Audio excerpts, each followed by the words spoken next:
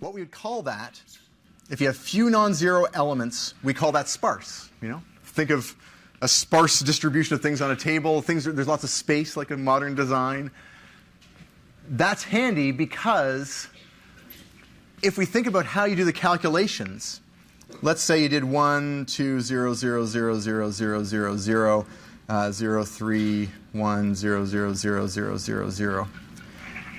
If you think of matrix operations and how we do calculations on matrices, well, what do? If I wanted to row reduce this, I would take some multiple of the first row minus some multiple of the second row. But if I didn't know any better, I would take the 1 minus the 0, this minus that, this minus that. I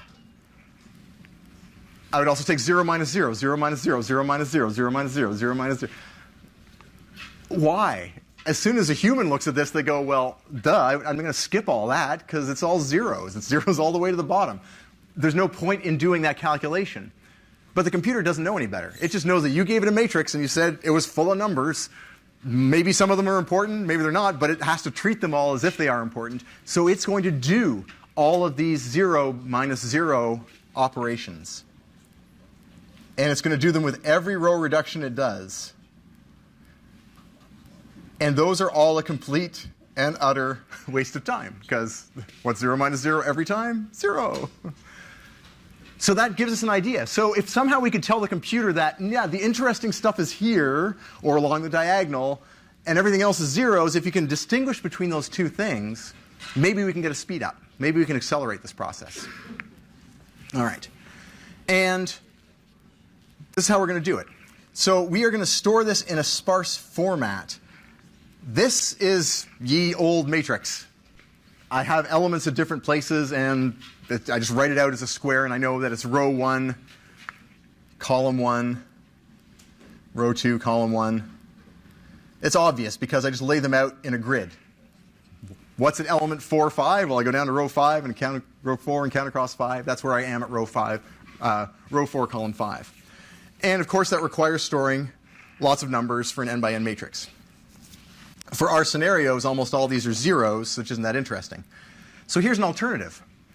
Instead of storing everything but in a nice grid, what we can store is just the non-zero values with their location. So if I say at row 1, column 1, there's a minus 3, okay, that's that one. At row 1, 2, there's a 1. And at row 1, 5, out here, there's a 1.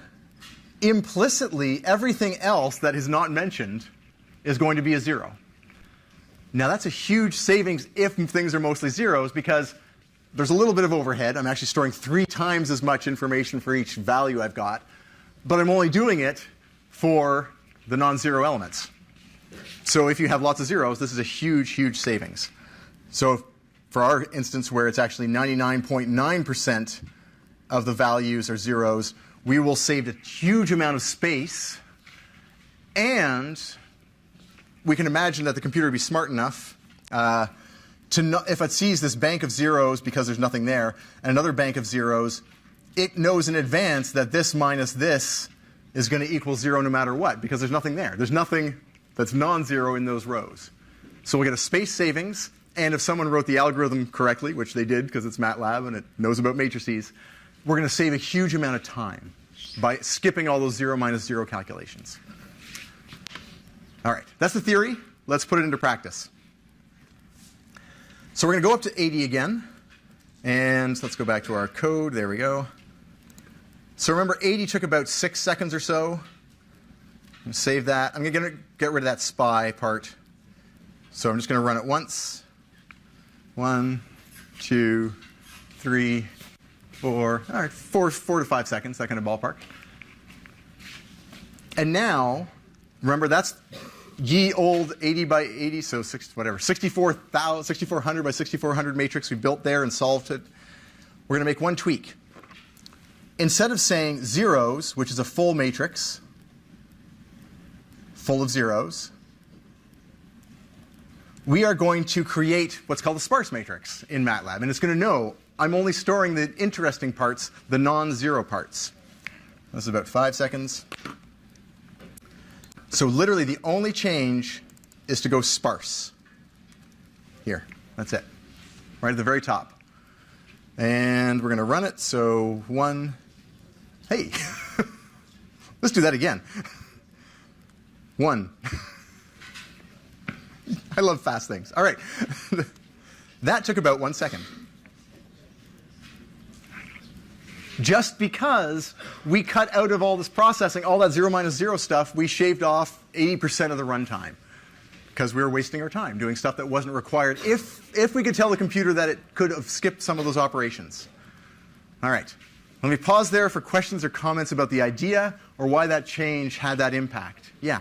Since the locations themselves are in a pattern, couldn't you like reduce it down to like 4 or 5 things to apply to the entire matrix? So in this particular case, the question was if there's so much structure to this matrix, it has all the 1s and the 3s and stuff like that. It would be possible if you wrote a custom solver for this particular application that you could probably make it faster still.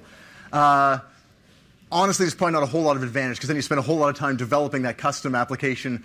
If the sparse solver, which is generic for any sparse matrix, works well enough, you'd probably just use it. But you're right, there's always making it more efficient for your special case versus using the generic tool. You always have to make that trade-off. Is it worth the development time versus the runtime? That's actually a common challenge. Yeah? Right. If sparse just speeds things up, why would we not always use sparse? The issue is that our matrix is naturally sparse. It is mostly zeros. But in another system of equations, you might have lots of numbers that are non-zero everywhere, in which case it's actually more expensive because there is overhead, right? Page up.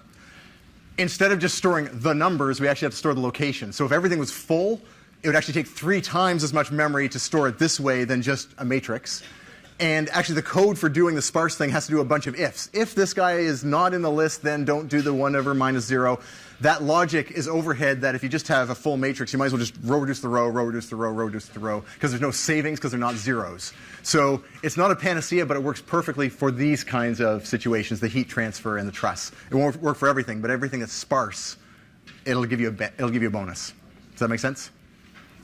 So what we're doing here is we're relying, the problem is sparse naturally, so we can make the computer take advantage of it. If the problem isn't sparse naturally, then yeah, we're stuck with just big matrices.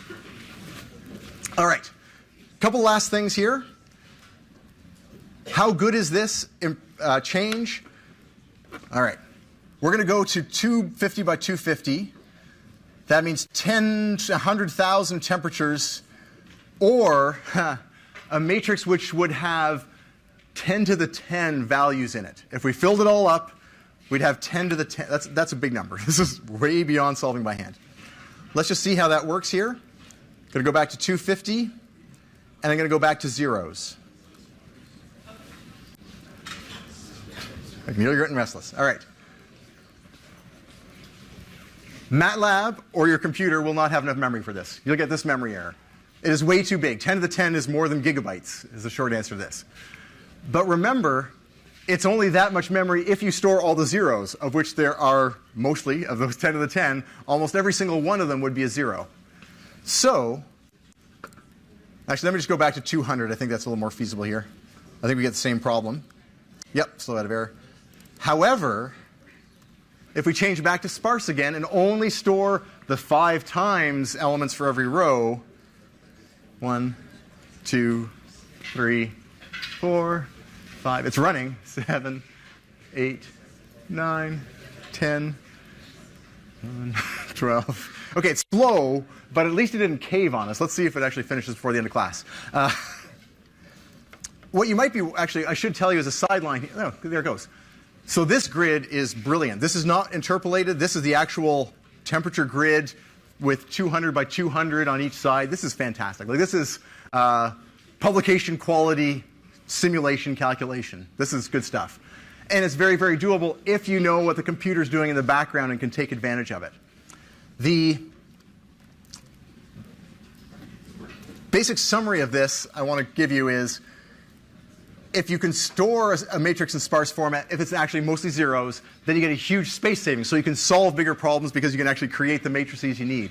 And also, it goes faster once you get there. If you have a full and a sparse matrix solving, the sparse one will go faster if it actually is a sparse matrix. So just remember how easy it is to set up. And what we're going to explore next class is actually the question that was asked, which was, really, how much of a bonus do we get from the sparse thing in general, and also some other variations going between full matrices and others? So next class, a lot more theory, then we'll go back to practice on Friday. Thank you very much. We'll see